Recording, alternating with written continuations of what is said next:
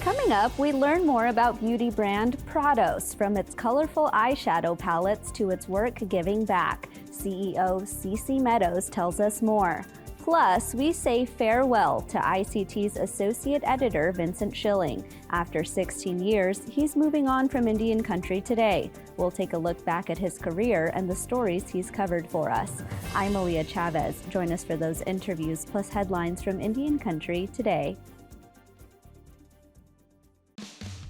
The Walter Cronkite School of Journalism and Mass Communication at Arizona State University is honored to be a supporter of Indian Country Today. ASU offers the only online undergraduate digital media literacy degree, teaching students how to recognize and combat inaccuracies on all platforms. They are using cutting-edge tools and tactics to separate fact from fiction in a digital world overloaded with misinformation. Learn more at cronkite.asu.edu.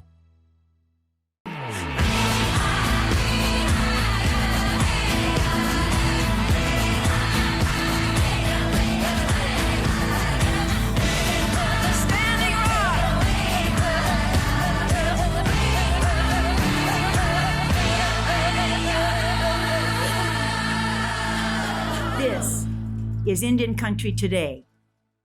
Guwatsi Hopa. Thank you for joining us. I'm Malia Chavez. On Thursday, Chuck Sams III was sworn into office as director of the National Park Service. He is now the first Native person to lead the agency. Interior Secretary Deb Haaland gave his oath of office and later said she was, quote, thrilled to have Sams at the helm. In November, the U.S. Senate voted unanimously to confirm him to the post. Sams has 25 years of experience in tribal and state conservation and land management. He is also a veteran of the U.S. Navy. Sams is the first confirmed director since January 2017. During the 4 years of the Trump administration, the Park Service was led by acting directors. The National Park Service employs 22,000 people and generates more than $40 billion for the U.S. economy. In Rapid City, South Dakota, 12 tribal leaders met with Secretary Haaland last week. They called the meeting historic as they called for a renewed push to return the Black Hills. Stuart Huntington reports. The leaders were all given a chance to express their concerns during the 2-hour closed-door meeting at the offices of the Interior Department's Office of the Special Trustee for American Indians in Rapid City. My main issue is just a message to them is that, we can't forget the day-to-day lives of our people on the reservations. We gotta, how are we gonna address the poverty? How are we gonna address the poor health care and just the bad infrastructure. The location of the meeting seemed to elevate it above the ordinary. To have the cabinet secretary come to the Black Hills is super important. It's very historic. I think it's a strong sign from this current administration that they want to recommit, reestablish, and develop better relationships, especially with the region, and understanding that we're important, we need our issues heard, and they're willing to elevate those issues. And who the secretary is also gave the day an added sense of import. The leaders honored Haaland, a citizen of the Pueblo of Laguna and the first Native American to hold a cabinet post. For us as Native people to have Secretary Deb Haaland be there and be that voice and be the role model that we need, and me being a Lakota Wia, how proud I am to see another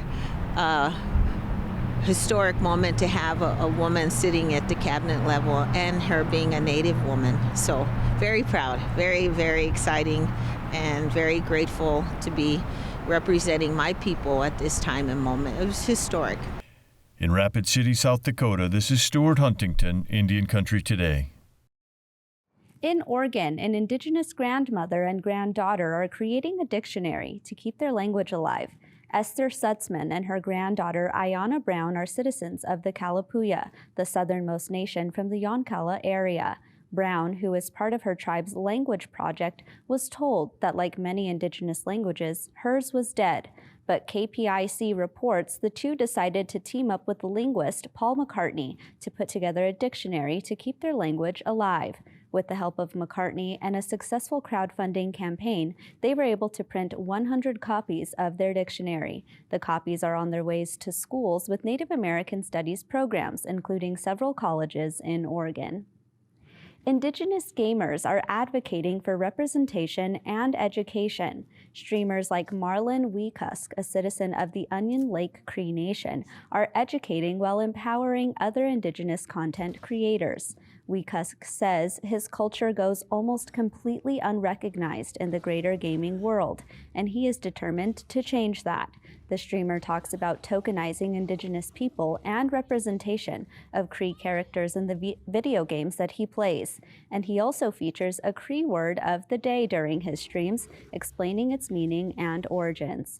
Weekusk says his ultimate goal is to show that Indigenous streamers can occupy this creative space and do it successfully. Well, we're getting the first snippets of an upcoming documentary called Remaining Native. It follows Koo Stevens, a teenager who recently reenacted his great-grandfather's escape from an Indian boarding school. Stevens ran 50 miles in 2 days in the hills of the Yarrington Paiute Nation in Nevada. While the trailer has been released, the rest of the film is still in earlier stages of production. And those are the headlines for Indian Country Today. I'm Aaliyah Chavez. Coming up, we talk to entrepreneur Cece Meadows about her work changing the narrative in the beauty industry.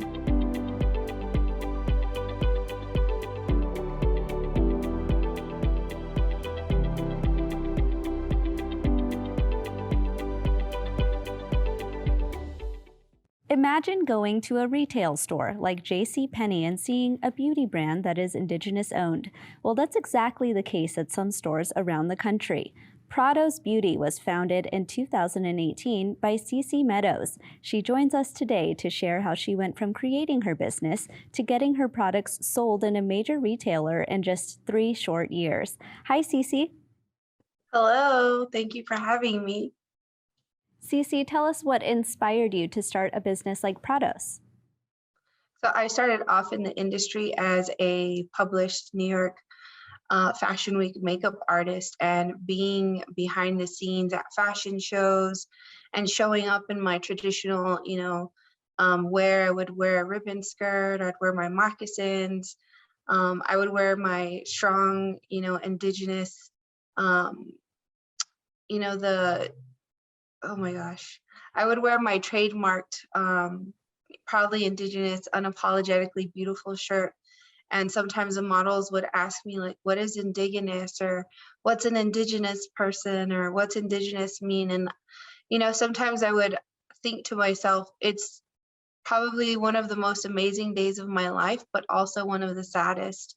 And so I wanted to change that. I wanted to create a space for us in this industry. I wanted to create a space where we were depicted as we are. We're beautiful just the way we are. We don't have to change anything. And so that was kind of the starting point of me wanting to create Prados Beauty. But I also wanted to do something that would inspire and show my girls that anything is possible if you put, hard work into it and you dedicate yourself to something. That every time the doors close on you, that if you just keep on going, you can create, generational wealth. You can break generational traumas. You can, allow yourself to be a part of spaces that for a long, long time have said that you are not a part of. On our newscast, we love to highlight examples of Indigenous excellence, and in this case, in the beauty industry. I mentioned earlier that people can now go into stores like JCPenney and find your products. Tell us about that collaboration with JCPenney. So I was actually in a cohort with some beauty gurus who are big names in the industry. And I was so blessed and so honored to be a part of that cohort. But I ended up making really good friends with Nikeo Greco, who is the co-founder of 13 Loon. And what she did was, her and her partner, Patrick, created this website where you could go and just shop Black and brown owned businesses. And I was one of the first Indigenous brands that they carried on the platform.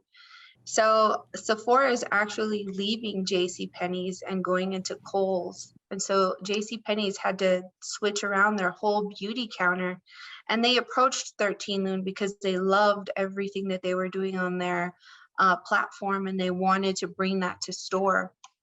And so 13 Loon approached us earlier this summer and asked, hey, we would love for you to be the first Chicana and Indigenous owned beauty brand in a mega retailer here in the US. And I was literally on the floor. Hannah shows, our day-to-day here in the office and things. And it was so funny because I was on the floor, literally just laid out, just beside myself, because I thought, how is it that you can get every door slammed in your face and told no?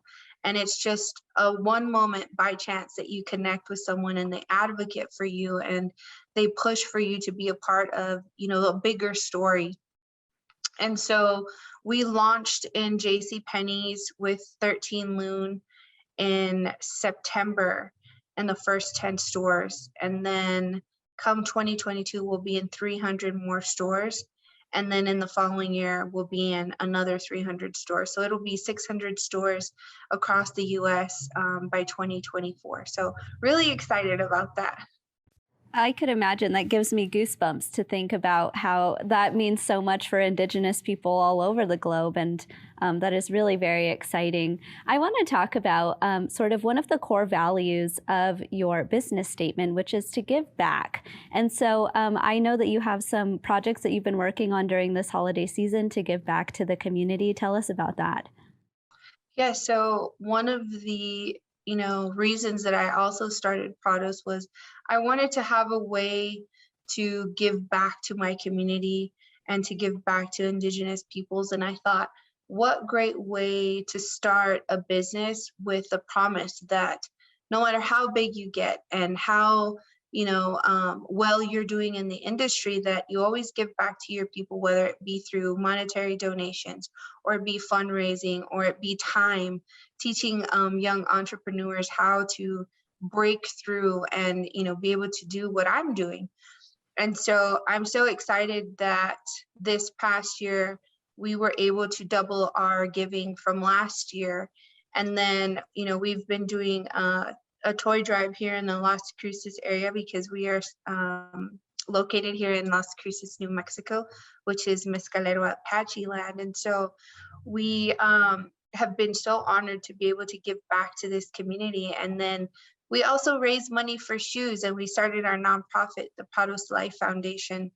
And all of those monetary donations are tax deductible, and they go back to people in need, whether you need help with rental assistance or you need help with, books, starting school. And so we get email requests for various different things. And usually it's from college students needing some college money for books and tuition.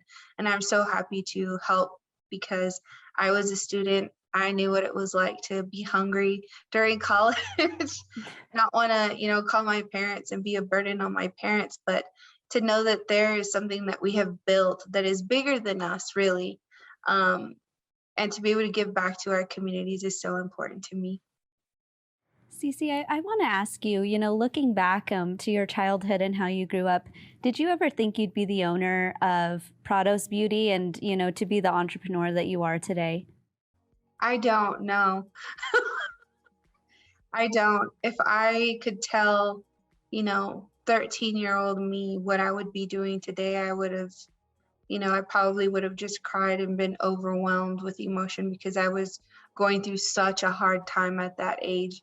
My story is not different from a lot of people, who grew up in communities where you were looked at different, or, you weren't given the same opportunities as everyone else, or, you are fighting against generational trauma. You're trying to just navigate your life in a different way. And I was having such a hard time at that time. But I always in the back of my mind at the same time knew that I wasn't going to be someone who would conform to the ideas of what I should be as a Chicana and Native woman. You know, I wasn't going to fit into that little box that it felt like they put us in all the time. I knew that I would be bigger than that box. I didn't know in what capacity, but to be where I'm at right now, I'm just so honored and so blessed that I could change my life and the life of my families by just being a hardworking person and being a good person. I tell people all the time, you know, you don't have to step on the backs of others to get to the top. You can, you know, take people with you. And it's such a blessing to me to have such an amazing staff, and they help me in my day-to-day, and without them, I don't think Prados Beauty would be where it's at right now. So I'm so grateful. Cece Meadows, thank you so much for being here. Thank you. When we come back, we'll take a look at the stories that Vincent Schilling filed over his many years at Indian Country Today.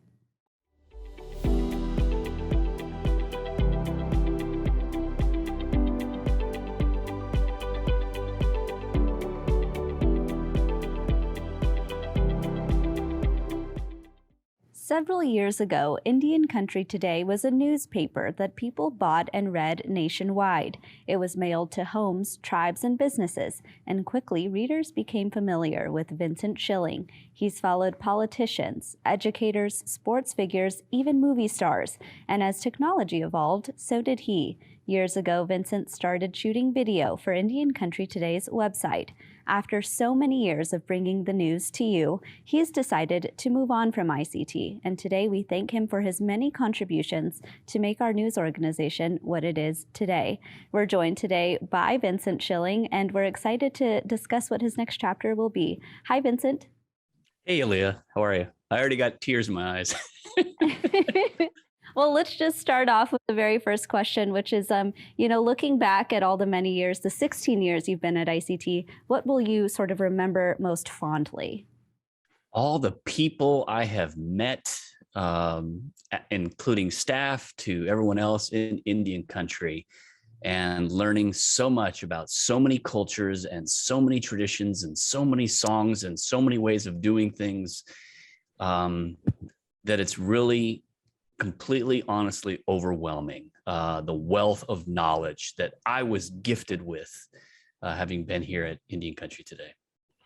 You started at Indian Country Today when it was a national newspaper, and now, of course, we have a digital publication. We have this newscast. Tell us, what stands out most to you about how much it has evolved over the time that you've been here? My gosh, I guess one of the standouts, honestly, is I did a news story completely with a Google Pixel, a cover to powwow, including photos, took notes, and it was just like literally in my hand.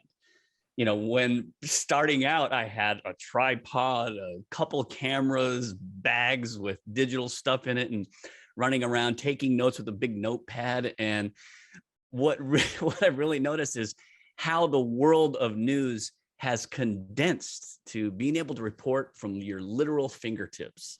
Because man, I used to huck around so much stuff, and now you can do it, with a phone, literally. We have a video to show a little bit more about your career. Let's take a watch. Hello, I am Vincent Schilling, Indian Country Today correspondent, and we are here today in Arlington, Virginia. Back in 2006, I was working as a freelancer for Indian Country Today. I was an eager journalist, admittedly a bit green, but excited for what lay before me in the world. I had been to a few powwows and other Native events, but a phone call by Ray Ruiz would change the course of my life. He was the chief of the Golden Eagles Hotshots, a Native forest fire fighting crew, and they were in North Carolina fighting a forest fire. Ruiz asked me on the phone, "Hey Vincent, want to come and report on what we're doing?" I called my then editor Ken Polisi to ask. He approved my first traveling assignment. The rest has been a whirlwind in the world of Indian Country news. I started out as a freelancer for Indian Country Today when it was just a newspaper, literally, a handheld newspaper that was mailed to readers. So much has changed since then. I had a camera, as well as a video camera with tapes, a microphone, and a portable light and pocket audio recorder. I was a one-man show for years, putting a piece of tape on the ground to find my spot to interview tribal leaders, senators, artists, and Native youth. My camera eventually also shot video, which made things a little easier, but I still had to work hard to create the news for years. I've had so many highlights, and I've met so many iconic figures over the years, such as Wayne Newton, Deb Haaland, Wes Studi, and Billy Mills, and the list goes on and on. As a member of the White House press pool, I covered what seems like 100 stories of the Obamas, and a highlight, getting a personal invite from the White House to cover artwork by Native artists being placed in the then Vice President Biden's home. A funny story, the Secret Service had inspected my laptop when I was going through the gate, and though I had been asked by the White House to write the press announcement for Vice President Biden, they had accidentally flipped my laptop screen from landscape to portrait. I might look calm from the pool house, but I was frantic inside. But it all worked out. Other stories that stand out in my coverage over the years, of course, were the water protectors of Standing Rock, who were opposing the Dakota Access Pipeline, as well as the viral stories I wrote on Native actors walking off the set of Adam Sandler's Ridiculous Six. For the previous incarnation of Indian Country Today, or ICMN, I served as the sports, powwows, and arts and entertainment editor. It was an amazing journey, and of course, so many in Indian Country held their collective breath as the Oneida Indian Nation decided to cease operations and Indian Country Today went dark. When the Oneida Indian Nation decided to transfer Indian Country Today to the National Congress of American Indians, a family member of Dennis Banks had called to tell me personally that he had passed away. Thus, I offered to write the story as a volunteer. Though I had officially lost my previous job, I volunteered my time for several months with the National Congress of American Indians, writing stories until ICT came back to life. In my approximate 16 years as a journalist and editor, I reflect with awe as to the world of news I experienced. One highlight stands out when I spoke with civil rights icon Congressman John Lewis, who told me, "Use your pen, use your camera, to continue to tell the truth." He also told me to get into good trouble. I think I followed that advice as best I could. What can I continue to do as a journalist to help spread the word? Use your pen, use your camera, to continue to tell the truth. Continue to tell the truth.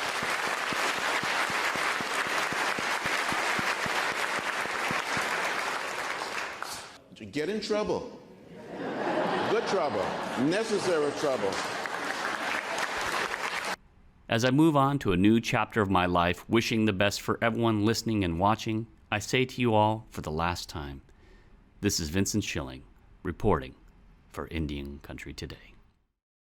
Out of all of the interviews that were highlighted in that video, which one is your favorite?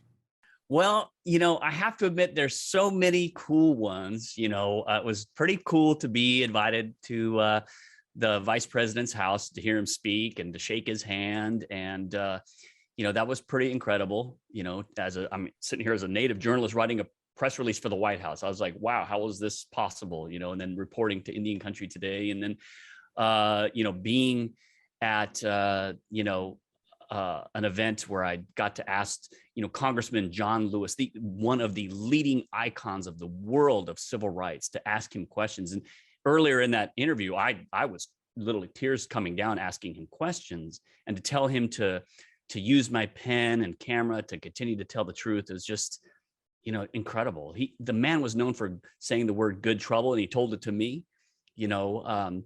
Tribal leaders, Wes Studi, one of the biggest actors in the world, to, Michael Gray Eyes, so many different people, Senator Byron Dorgan, so many things come out just flooding into my mind. I can't possibly get them all out. Sure, I could imagine. I think as a reporter, you get to meet and talk to so many interesting people, both the elected officials, but also just, people from our communities who are making really big impacts in Indian Country. All so exciting. Vincent, what's next for you? Well, I am going to seek some personal endeavors. I was, given a wonderful opportunity with Penguin Random House to write about, my family's experience, as well as the experience of residential schools, and having a platform like that is an incredible opportunity, and I really want to focus on that, for myself, as well as, spending time with some family, and to continue to promote my voice in terms of like social media and things I will do from that perspective. There's a lot for me to focus on a professional level for myself, because I focused so much on Indian country for so long that I'm going to continue to do that with a focus on myself and my family and my professional endeavors. And it's exciting, and it's an exciting time, and I'll tell you, Aaliyah, because I also want to commend you, because you're doing the same thing. You're talking to incredible people all across Indian country, and you're a representative of what Indian country today is doing. And I say to you guys that, I leave with a heart full of good wishes toward your endeavors and the staff here of what they're doing to promote the voices of Indian country. And I wish you all so incredibly well of continuing to lift those voices up, because that's what it's all about. And I will do everything in my power to continue to lift voices in Indian country up, for the rest of my life, to be honest with you. Well, Vincent Schilling, thank you so much. And on behalf of ICT and myself, we wish you all the best moving forward. Thank you so much, Aaliyah. And that's a slice of our Indigenous world. Thank you for watching. For all the latest news, visit our website at IndianCountryToday.com. I'm Aaliyah Chavez. Sometimes you got to take a stand just because you know you can. Oh, you got to run, you got to run.